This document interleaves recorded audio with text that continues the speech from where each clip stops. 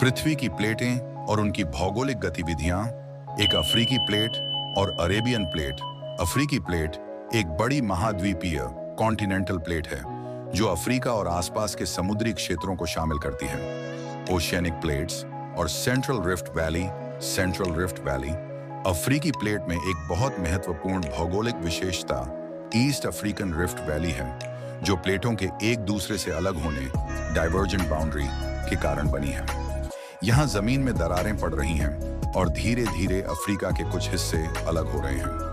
3. Asthenosphere. Asthenosphere ये पृथ्वी की आंतरिक परत इनर लेयर है जो अर्ध पिघली हुई चट्टानों से बनी होती है। इसी परत पर टेक्टोनिक प्लेटें तैरती हैं और उनकी गति का मूल कारण भी यही है। एस्थेनोस्फीयर में मौजूद मैग्मा पृथ्वी के अंदर से बाहर निकलकर ज्वालामुखीय वोल्केनिक गतिविधियों का कारण बनता है। 4. महाद्वीपीय और महासागरीय प्लेटों का मिलना।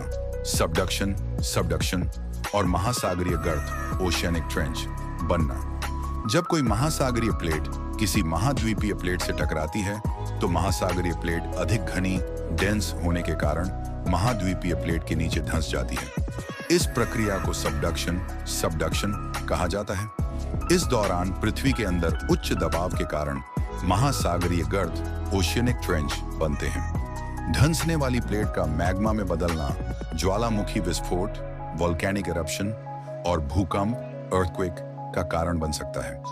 उदाहरण के लिए प्रशांत प्लेट पैसिफिक प्लेट और यूरेशियन प्लेट के टकराव के कारण जापान में ज्वालामुखीय गतिविधियां और भूकंप आते हैं।